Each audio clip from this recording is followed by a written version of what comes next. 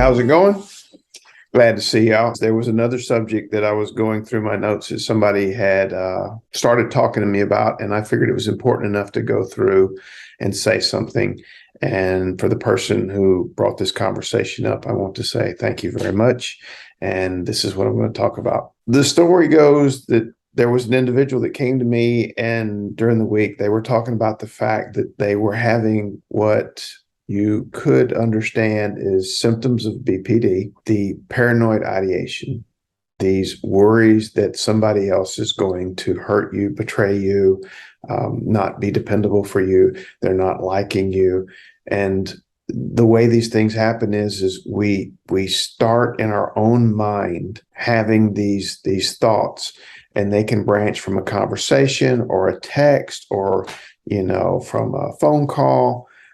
The thing is we get so caught up with the idea that the other person is doing, saying, thinking things that are against us, and we start going into that worst case scenario, and it seems so real. The voices enter the head, and they seem like they're actually talking to you, and you have a hard time silencing them out. And I don't mean you're having like multiple personality or schizophrenia or none of that stuff. It is you in your head talking to yourself, no different than when you're walking along in the middle of the night, you stub your toe and you start cussing. I mean, who are you cussing at? Or when you forget to get your keys or your phone and you're headed out the door and you go, oh, what a dumbass. Who are you talking to? Yourself. And we do that a lot internally. And when we do that, we just sort of take for granted that voice that's doing it, which is us. This is us talking to ourselves. And the person was able to, probably for one of the first times, very clearly define what was happening, that they were upset, they were having all these thoughts, and then they were trying to think about actions that they have used in the past to get rid of those thoughts. And those things for you out there could be a lot. In the past, you may have a history of self-harming, abusing alcohol or substances, going out and doing something promiscuous with somebody, all these things to try to make yourself feel better and get the pain away, because the pain is so intense. And for this individual, this is the interesting part, that they don't know it's interesting yet.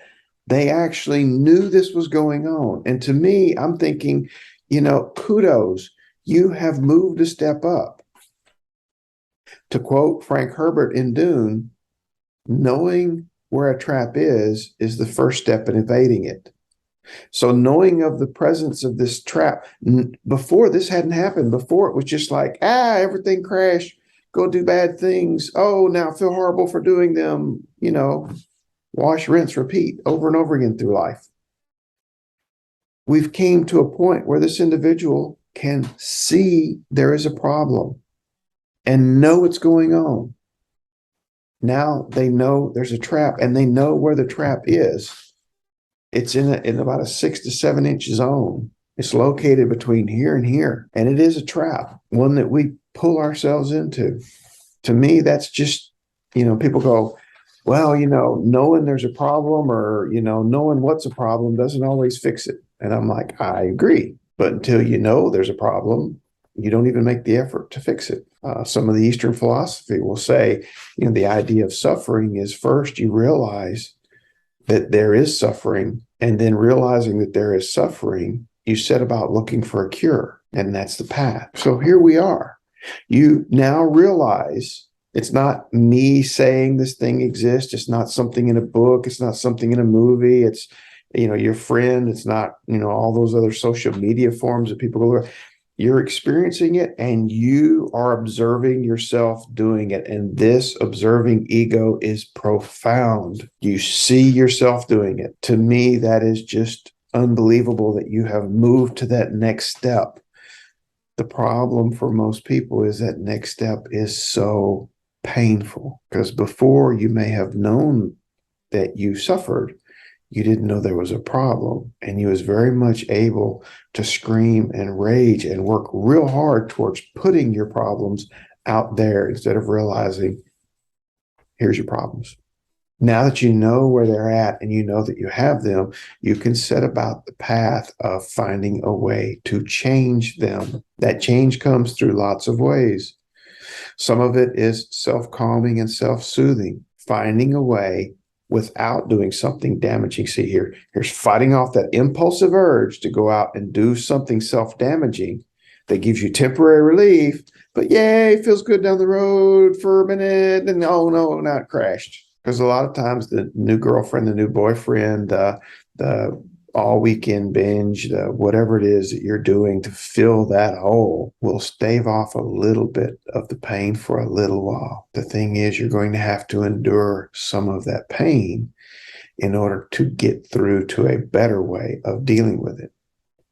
Also realizing by going through this and working your way through this trap you've gotten into now, you might not have to then jump from relationship to relationship anymore, or job to job, or friend to friend. Because one of the things that happens is that fear is so deep that we'll do almost anything to make the pain end, to include throwing away a friend or throwing away a relationship. And I'm always telling people, especially with couples, oh, hey, sure. Yeah, go ahead. Dump this person, get you a new one. How much we betting? What do you mean? Oh, I got a cash bet. You're going to find someone just like them. And for those that start to argue, I'm like, what was your last boyfriend like? What was your last girlfriend like? And the one before that, and the one before that, and the one before that. Because we are creatures of habit. So figuring out what it is you're doing can end this cycle of constant problem, pain, quick fix, same problem. Just, got to get out of it. So pat yourself on the back first if you realize that you now know there's a problem and you can see the problem, and the pain is the way that yes, I really am experiencing this, and it is really tough now. And your body and parts of your unconscious mind are all going to be fighting you to keep doing what you've always done. It's called homeostasis. A lot of times we want things to remain the same, even if we don't know that. The way your body works, the way the environment works, the way families work, they're constantly working to keep things just basically in equilibrium, keeping them the same. You're going to have to break out of that. And that's going to take some energy, and it's going to hurt. It will feel a little better down the road, and a lot better way down the road. So now that you've done that, it's like, well, what do I do now? Now comes the hard work. I thought the hard work was just knowing that I had a problem and figuring this out. It was then. Now it's like everything. It's like running. At first, running a mile is a killer. When you finally get a mile and go, yay! And it's like, oh, now you got to go 2 miles. Got to go for 3, 4, 5. Now you got to run faster. So you learn the skill, use the skill, keep repeating the skill, and being able to slow down and observe what you have. The biggest problem, I will say, you have got past that. You have identified there's an issue and you see it happening. That is profound. So pat yourself on the back and then get up and let's keep on this journey.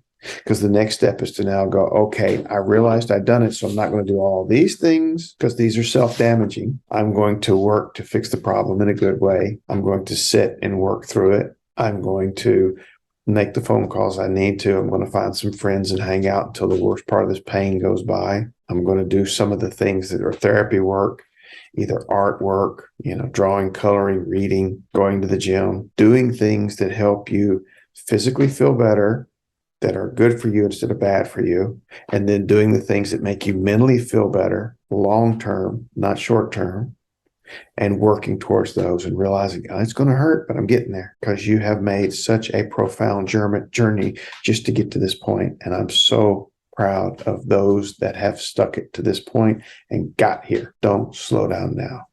Keep pushing. You can get there. All right. I have faith in you. I have confidence in you. I hope you have an excellent day, an excellent weekend, and I'll talk to you later. Namaste.